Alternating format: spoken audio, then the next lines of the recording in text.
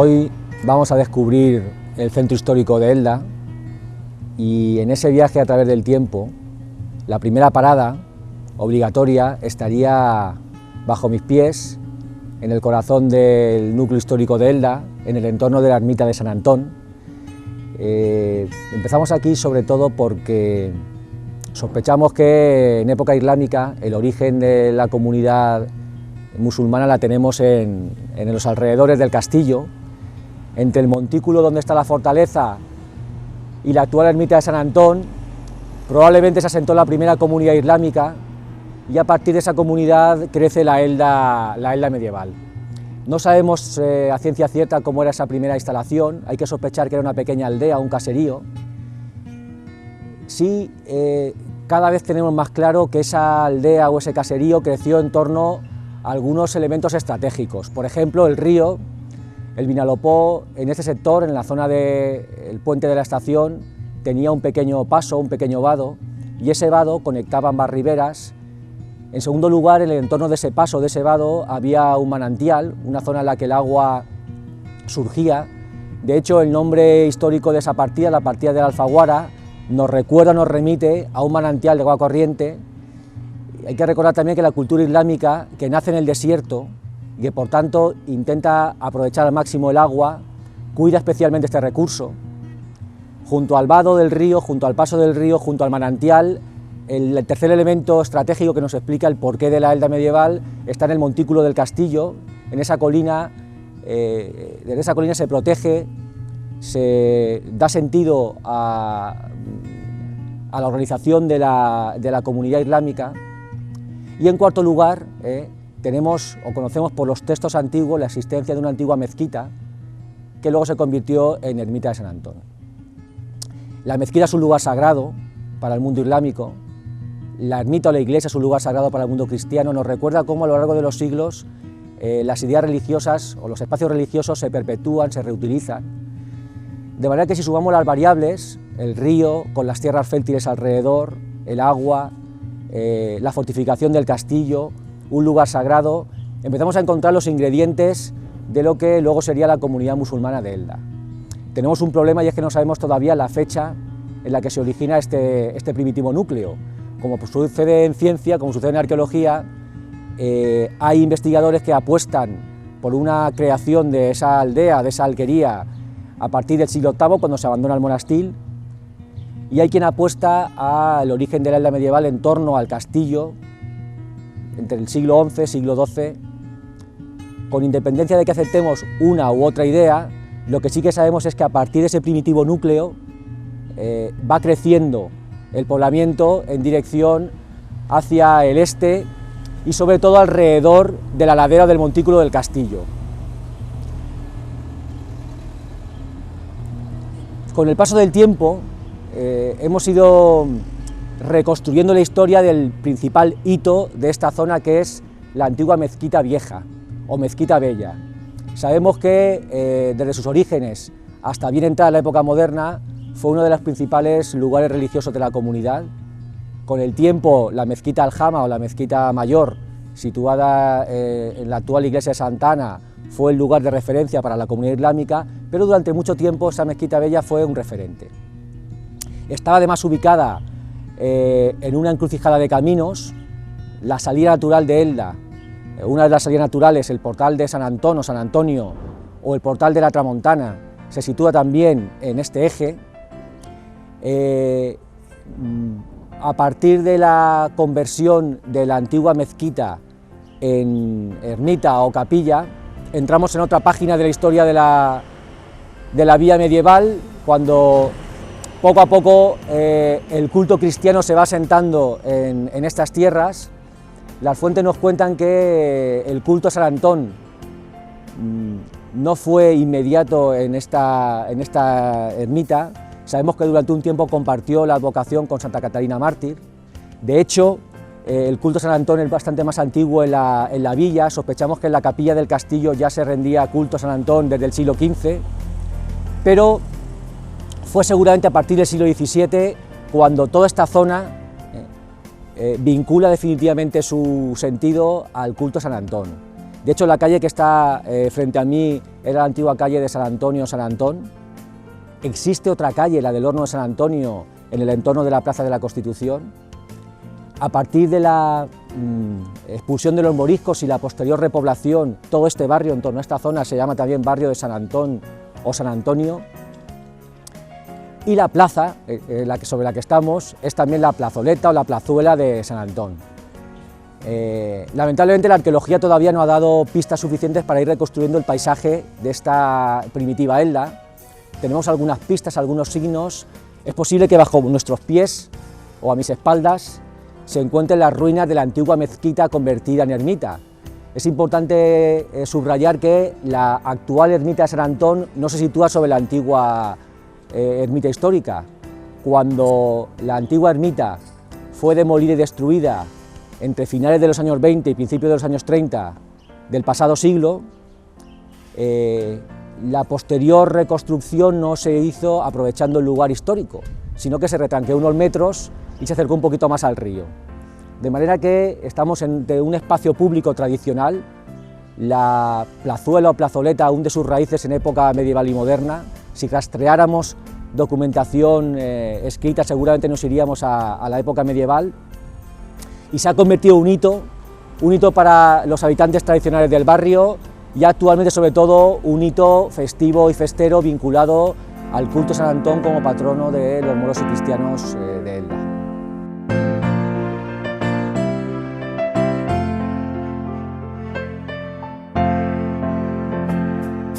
Estamos en la placeta de las Parras o placeta de San Agustín. Es otro de los lugares que todavía conserva al menos algunos rasgos de su situación o de su origen.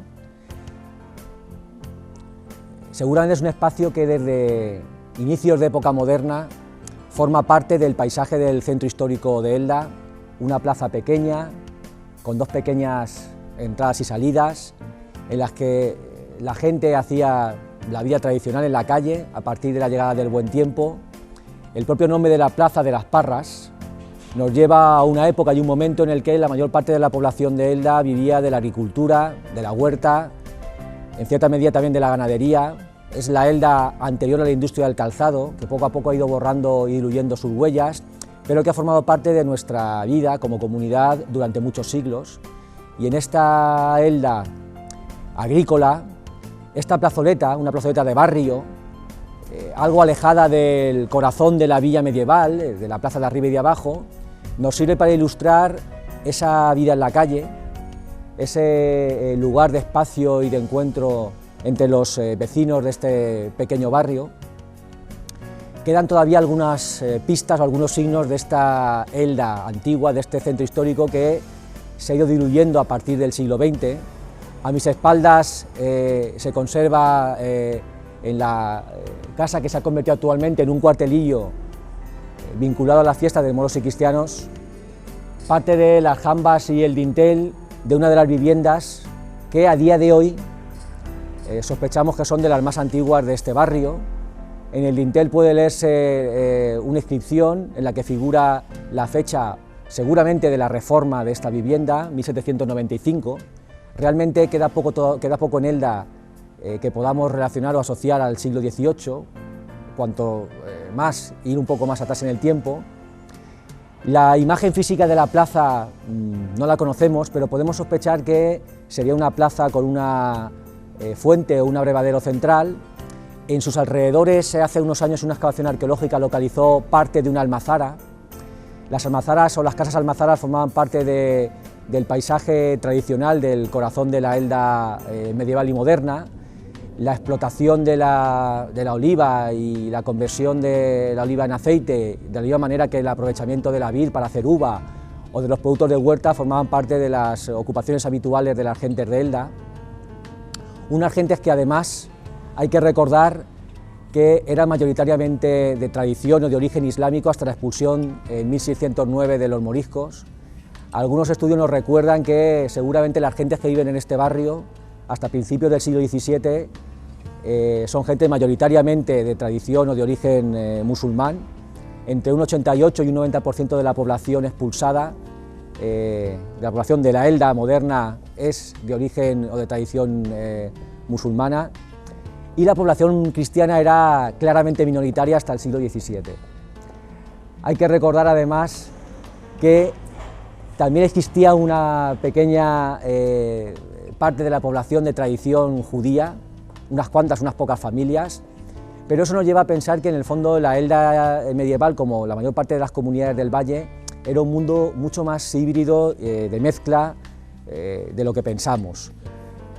Población musulmana, de origen musulmán, que poco a poco se va cristianizando, sin abandonar seguramente parte de sus creencias y de su culto.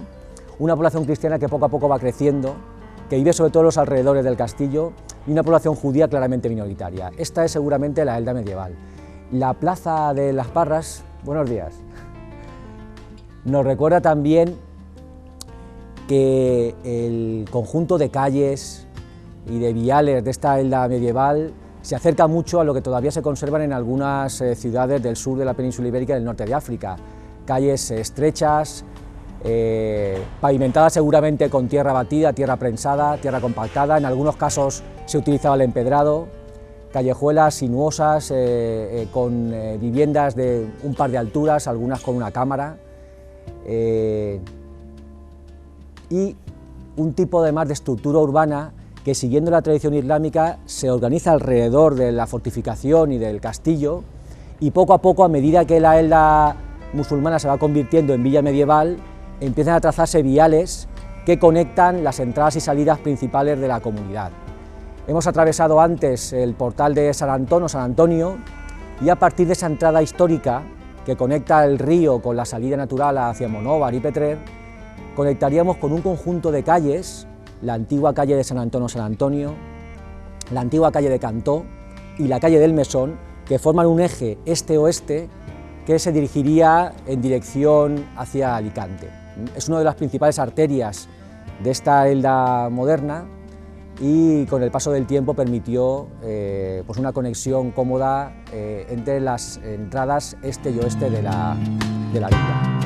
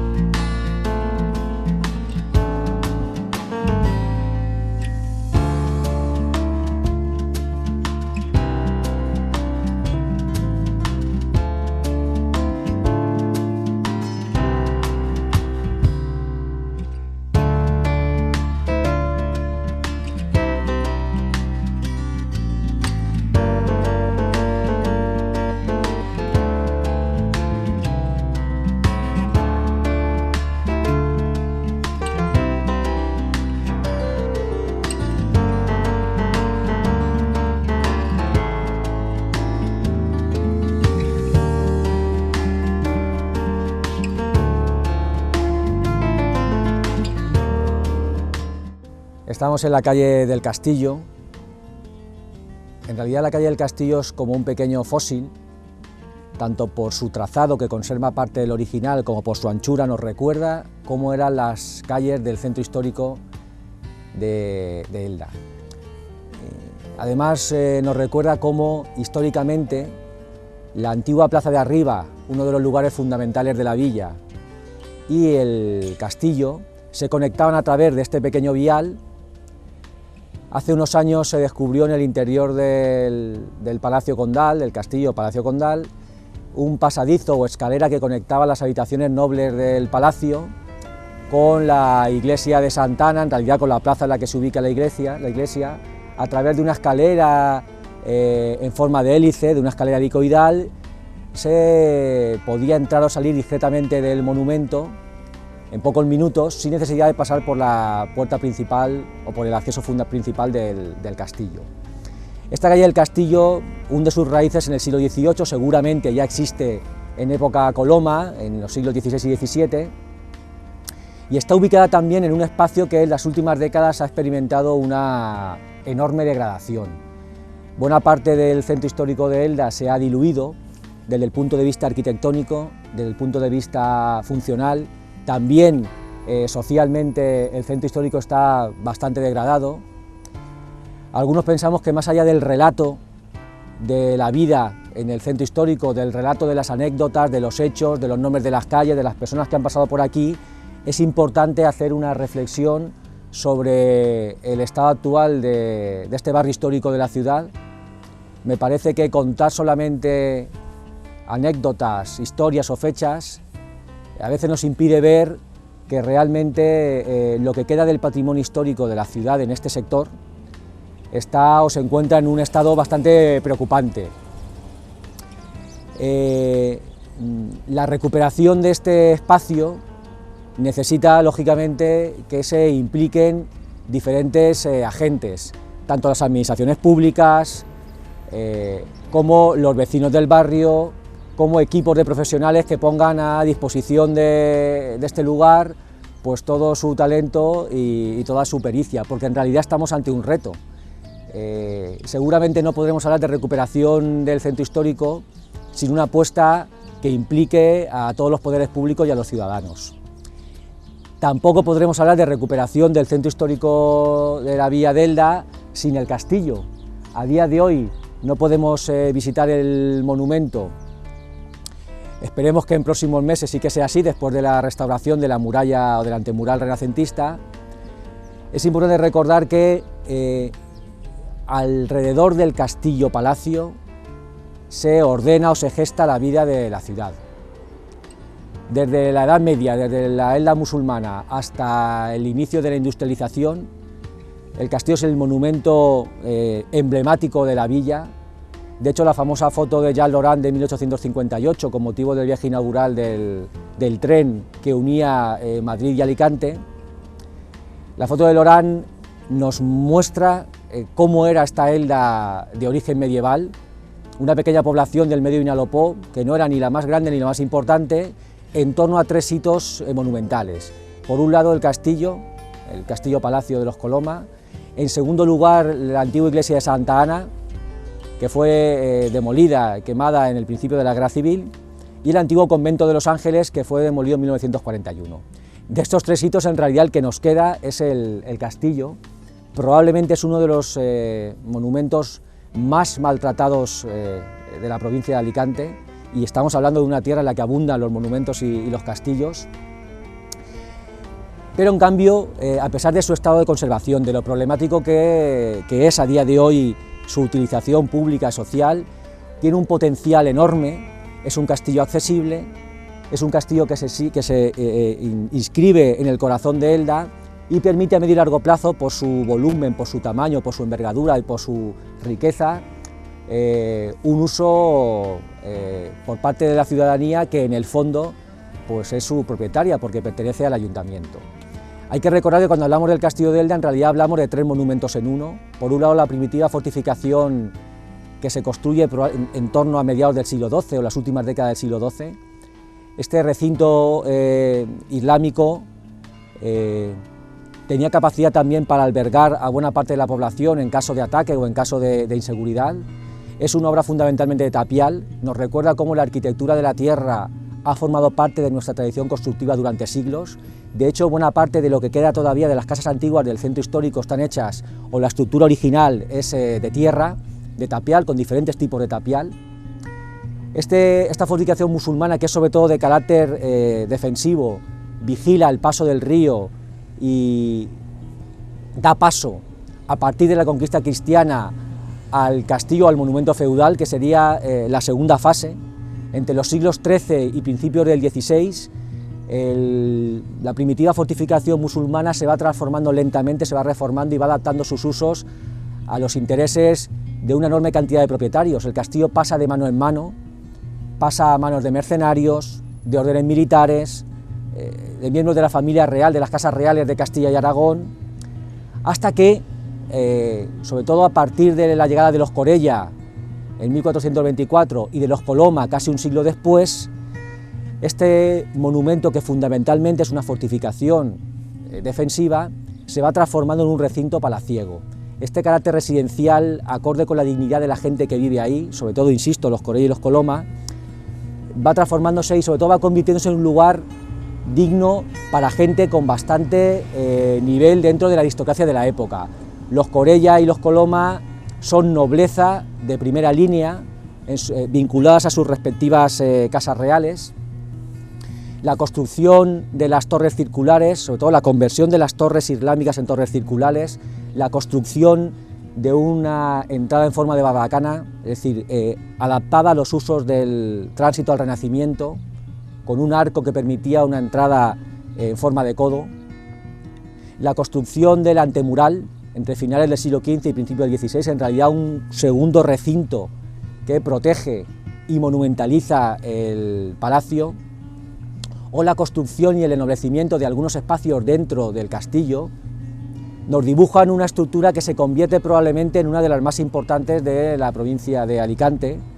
Hay que pensar que el espacio construido por este castillo, que todavía hoy es uno de los grandes desconocidos de la ciudad, supera los 5.500 metros cuadrados. La edad de oro de este monumento la tenemos entre época Corella y época Coloma.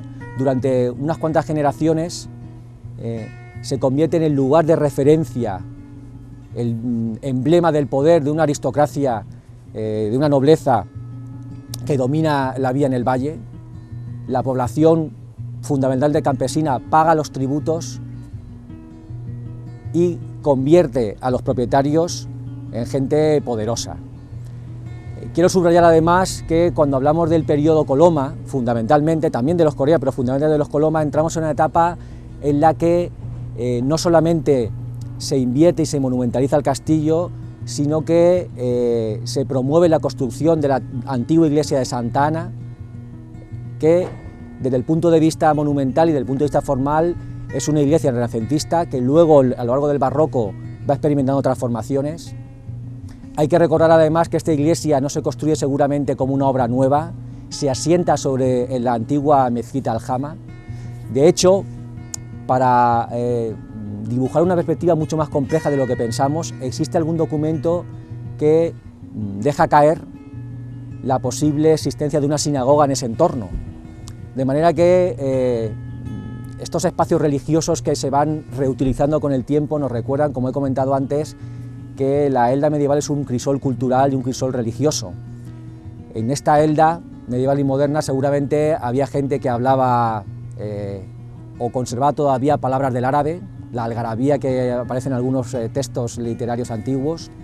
Por supuesto se hablaba valenciano, mucho además, y castellano. Con el paso del tiempo, esta coexistencia lingüística va dando paso a un uso predominante del castellano, pero no hay que olvidar que buena parte de la documentación escrita de este mundo híbrido está en valenciano y que nos ha acompañado durante siglos. Nos recuerda además que Elda es un lugar de frontera, un lugar de mezcla, como he apuntado, no solamente en la villa medieval y moderna, sino que este lugar de tránsito, de mezcla y de frontera hunde sus raíces en la tradición clásica. En época antigua, en la Sierra de la Torreta es frontera entre el mundo visigodo y bizantino. Seguramente el mundo de la cultura del Argar y el bronce valenciano también tiene su frontera en estos valles del medio Vinalopó. La Sierra de la Torreta también es frontera histórica y cultural entre Castilla y Aragón en la Edad Media. De hecho, la torre medieval que se asienta en lo alto de la sierra nos recuerda cómo era un lugar de tránsito peligroso, pero también necesario, el camino que conectaba el Valle Alto y el Valle Medio del río. Toda esa tradición se condensa en el castillo y en el barrio que va creciendo alrededor. La historia del castillo tiene un capítulo problemático, podríamos decir en términos literarios un capítulo negro, a partir sobre todo del siglo XIX, con la desamortización, la venta del monumento. Realmente estamos ante un palacio condal del que nadie quiere ocuparse, y durante aproximadamente unos 150 años es expoliado, es abandonado, incluso hay voladuras controladas. Decía que es uno de los monumentos más maltratados en su conjunto, tanto por los propietarios como por los habitantes del centro histórico. Buena parte de las casas de este centro histórico tiene seguramente sus cimientos piedras del monumento. Una de las causas del expolio y sobre todo de la pérdida de buena parte del volumen del monumento tiene que ver con su propia riqueza. Como he apuntado antes, es un castillo fácilmente accesible,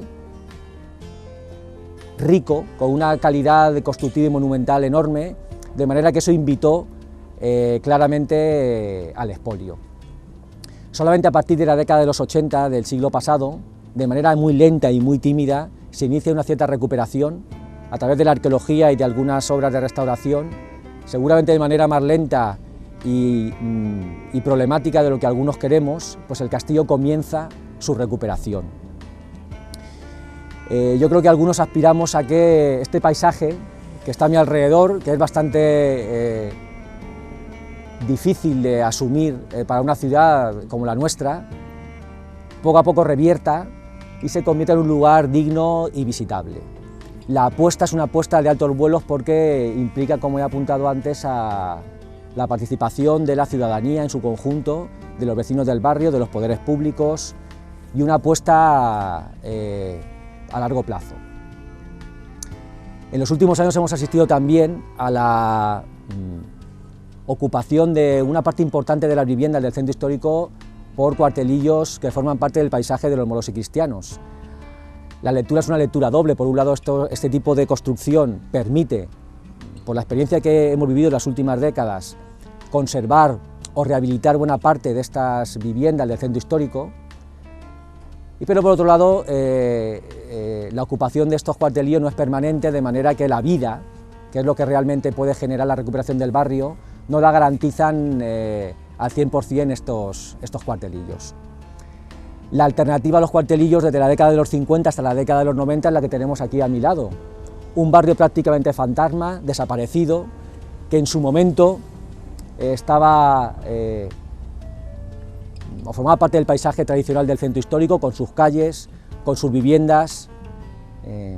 Si hiciéramos un diagnóstico de lo que queda del centro histórico, seguramente observaríamos que su estado es más preocupante del que todavía aún parece.